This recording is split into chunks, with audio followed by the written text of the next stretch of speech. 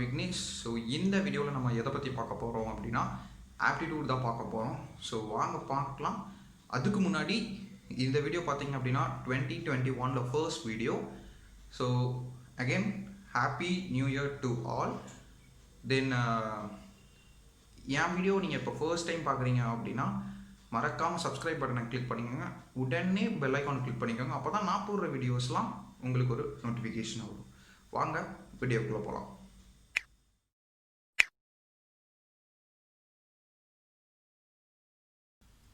Okay friends, இப்போ நம்ம என்ன கான்செப்ட் பார்க்க போகிறோம் அப்படின்னா ஆவரேஜ். எஸ், ஸோ இந்த ஆவரேஜ் ரிலேட்டடாக நான் ஆல்ரெடி 2 வீடியோஸ் நான் அப்லோட் பண்ணியிருக்கேன். ஸோ அந்த வீடியோவை நீங்கள் பார்க்கல அப்படின்னா நான் கீழே டிஸ்கிரிப்ஷனில் லிங்க் தரேன், நீங்கள் அதை பாருங்கள். ஸோ அதில் பார்த்தீங்க அப்படின்னா 5 கொஷின்ஸ் நான் சால்வ் பண்ணியிருப்பேன். ஸோ அது எல்லாமே கொஞ்சம் சிம்பிள் ப்ராப்ளம்ஸாக இருக்கும். ஸோ இப்போ இனி நம்ம ஒரு 10 கொஷின்ஸ் ஆவரேஜ் ரிலேட்டடாக பார்க்கலாம் ஃப்ரெண்ட்ஸ். ஸோ அதை நான் எப்படி உங்களுக்கு நான் அப்லோட் பண்ணுவேன் அப்படின்னா இந்த வீடியோவில் ஒரு 5 கொஷின்ஸ் அண்ட் தென் நெக்ஸ்ட் வீடியோவில் ஒரு 5 கொஷின்ஸ். பிகாஸ் வீடியோ ரொம்ப லென்த்தாக இருக்க வேண்டாம் அப்படிங்கிறக்காக நான் 5 ஸ்ப்ளிட் பண்ணிட்டேன். ஓகே, அந்த ஆல்ரெடி நான் அப்லோட் பண்ணியிருக்க 2 வீடியோஸில் ஜஸ்ட் சிம்பிள் கொஷின்ஸ் இருக்கும். இப்போவும் கொஞ்சம் ரொம்பவே சிம்பிள் தான். எப்படின்னா கொஞ்சம் கொஷின்ஸ் உங்களை கன்ஃபியூஸ் பண்ணுற மாதிரி இருக்கும். நீங்கள் நல்லா படித்து புரிஞ்சுக்கிட்டீங்க அப்படின்னா நீங்கள் எந்த ப்ராப்ளம் எவ்வளோ பெரிய ப்ராப்ளமாக இருந்தாலும் உங்களுக்கு சிம்பிளாக தான் இருக்கும். ஸோ வாங்க வீடியோக்குள்ளே போகலாம். ஸோ அது இப்போது ஆவரேஜ் ப்ராப்ளம்ஸை நம்ம சால்வ் பண்ணுறதுக்கு முன்னாடி நம்ம ஒன்று தெரிஞ்சுக்கணும், ஆவரேஜ் ஃபார்முலா. ஸோ ஒன்றும் இல்லை ஃப்ரெண்ட்ஸ், இப்போ ஆவரேஜோட ஃபார்முலா பார்த்துட்டீங்க அப்படின்னா average equal to sum of values divided by total number of values. So இதை நீங்கள் எப்படி எழுதிக்கலாம் அப்படின்னா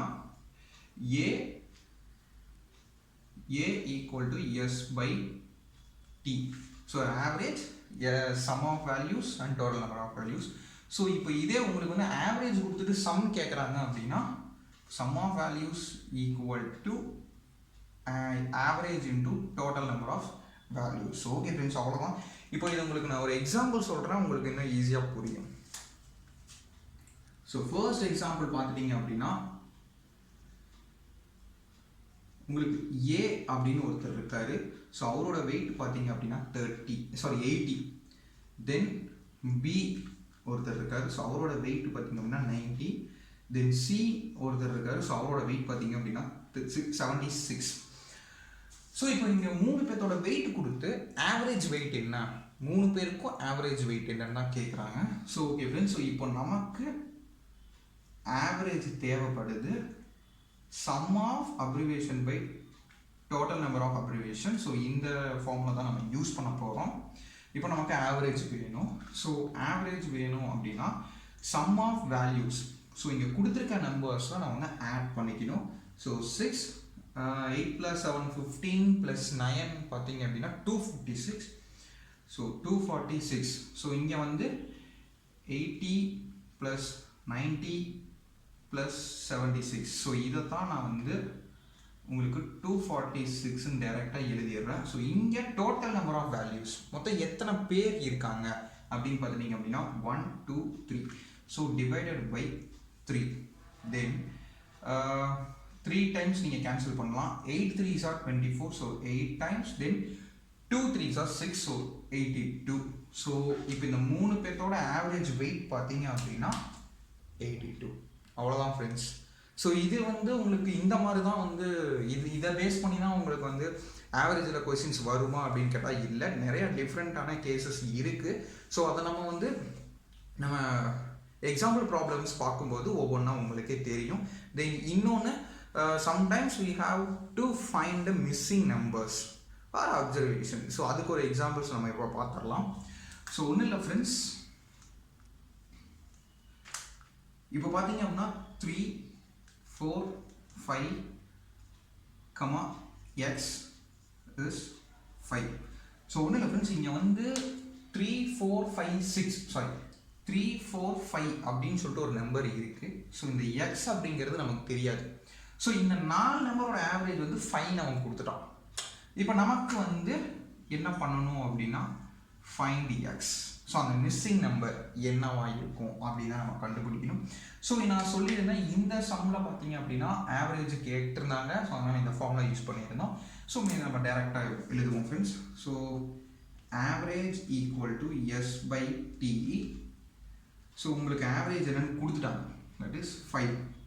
5 equal to sum of values வந்து 3 4 5 plus x, 3 plus 4 plus 5 plus x divided by total number of values. So இங்கே மொத்தம் எத்தனை number கொடுத்துருக்காங்க, 1 2 3 4. தென் உங்களுக்கு வந்து ப்ராடக்ட் ஆயிரும். So 20 equal to 4 plus 3 7, 7 plus 3 is 12x. So therefore x is equal to 20 minus 12x is equal to 8.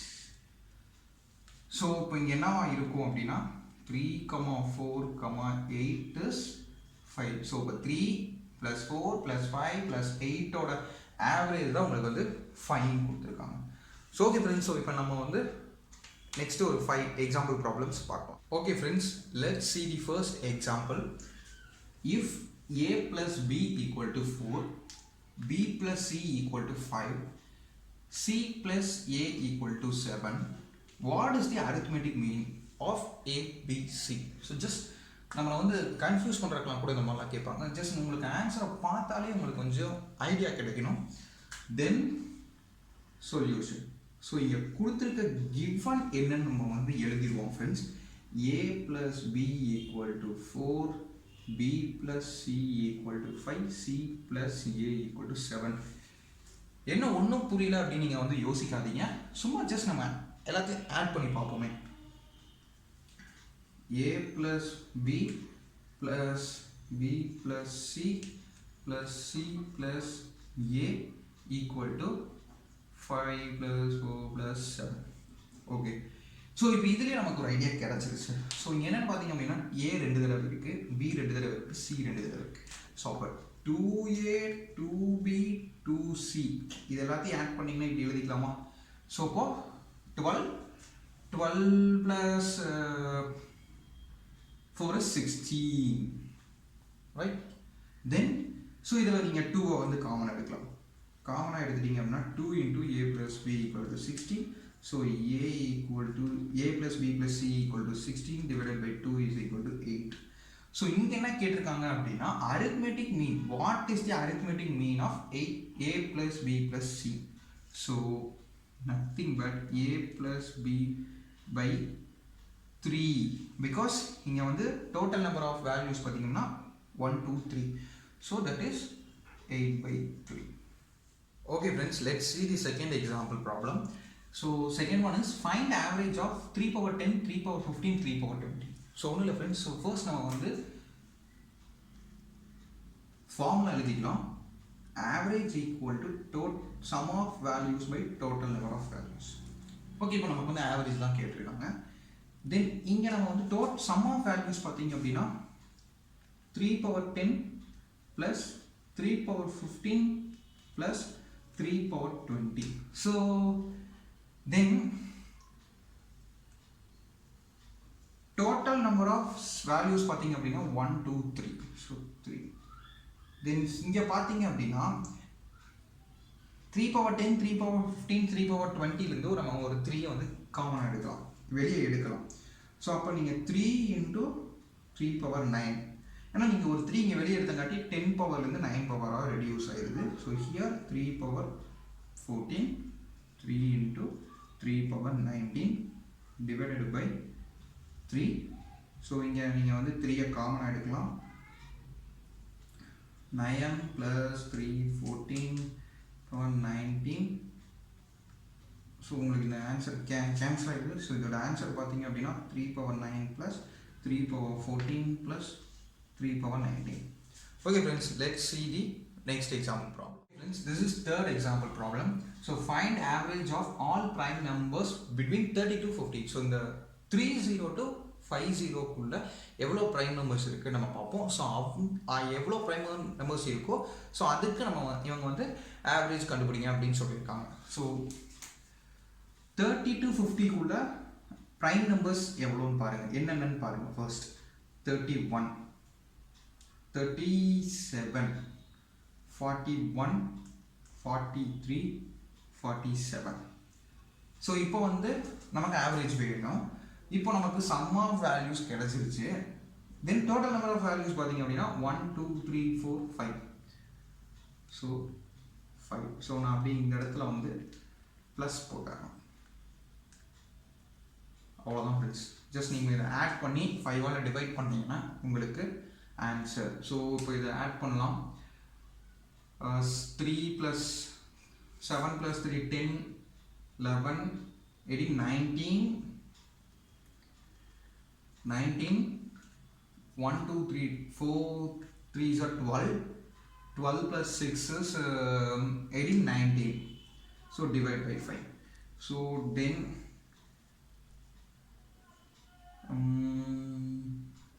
3 5s are 15, balance 4 9 9s are 45, balance 4.8 is 40. So the average of prime numbers between 30 to 50 பார்த்தீங்க அப்படின்னா 39.8. This is fourth example. Distance between two stations A and B is 778 km. Raju covers the journey from A to B at 84 km/h and returns back to A with the speed of 56 km/h. Find his average speed during the whole journey. இப்போ here இங்கே பார்த்தீங்க அப்படின்னா ஏ அப்படிங்கிற ஒரு point இருக்குது, B அப்படிங்கிற ஒரு point இருக்குது.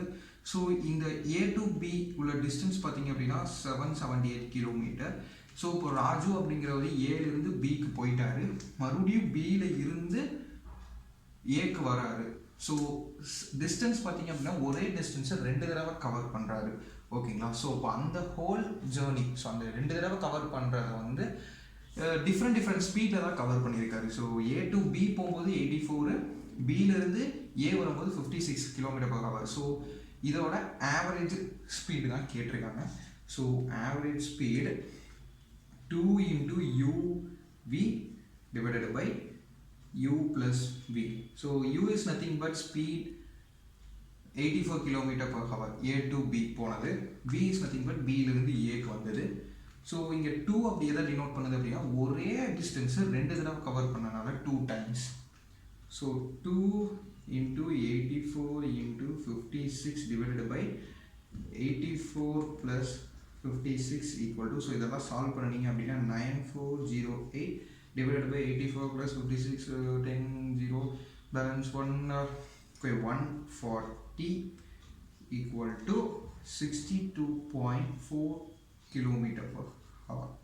ஸோ ஆவரேஜ் ஸ்பீட் பார்த்தீங்க அப்படின்னா ஹோல் ஜேர்னியோட ஆவரேஜ் ஸ்பீட் என்னன்னா 62.4 km/h. Now we'll see the fifth question. The average weight of the 8 men in a boat is increased by 1 kg when one of a crew who weighs 60 kg is replaced by new men. What is the weight of the new men? So இப்போ இங்கே வந்து 8 பேர்த்தோட average வெயிட்ல இருந்து ஒரு 1 kg வந்து increase ஆகுதுன்னு சொல்கிறாங்க. So அது எப்போ நடக்குது அப்படின்னா ஆல்ரெடி 8 பேர்த்துலேருந்து ஒருத்தன் வந்து ரீப்ளேஸ் ஆகும்போது இந்த சேஞ்சஸ் நடக்குதுன்னு சொல்கிறாங்க. ஓகேங்களா? ஸோ இப்போ வந்து 8 பேர் இருக்காங்க. ஸோ அதில் ஒருத்தனோட வெயிட்டு சொல்லிட்டாங்க 60 kg அப்படின்னு. ஸோ அவருக்கு பதிலாக இன்னொருத்தர் வரும்போது உங்களுக்கு ஆவரேஜ் வெயிட்டில் 1 kg இன்க்ரீஸ் ஆகுது. So what is the weight of new men தான் கேட்டிருக்காங்க. ஸோ இப்போது இது சிம்பிள். ஸோ கிவன் பார்த்தீங்க அப்படின்னா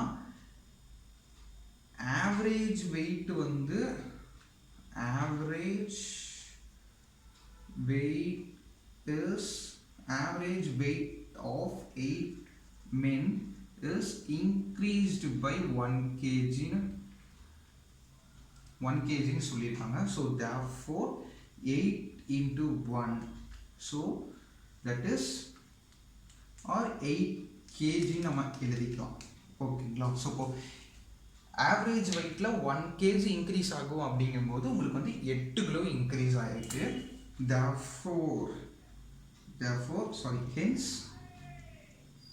hence the weight of new men. So இப்போ இந்த புதுசாக உள்ள வரவர் யாருக்கு பதிலாக வராரு அப்படின்னா இந்த 60 கிலோ இருக்கிறவருக்கு பதிலாக வராது. So 60 kg plus 8 kg equal to 68 kg. So இப்போ புதுசாக வரவோட வெயிட் பார்த்தீங்க அப்படின்னா 68. ஸோ இதே உங்களுக்கு வந்து டிக்ரீஸ்டு பை 1 kg அப்படின்னு நம்ம கொடுத்துருந்தாங்க அப்படின்னா உங்களுக்கு 60 minus 8 52 kg இருக்கும் புதுசாக உள்ள வரும். ஓகே ஃப்ரெண்ட்ஸ், ஸோ இன்றைக்கி நம்ம இந்த வீடியோவில் 5 கொஷின்ஸ் பார்த்துட்டோம். இனி அடுத்து வர போகிற வீடியோஸ் நெக்ஸ்ட் வீடியோவில் நம்ம பேலன்ஸ் 5 கொஷின்ஸ் பார்க்கலாம். இன்னும் என் சேனலை சப்ஸ்கிரைப் பண்ணலாம், சப்ஸ்கிரைப் பண்ணிக்கோங்க, கூடவே பெல் ஐக்கான் கிளிக் பண்ணிக்கோங்க. அப்போ தான் நான் போகிற வீடியோஸில் உங்களுக்கு ஒரு நோட்டிஃபிகேஷன் வரும். தேங்க்யூ.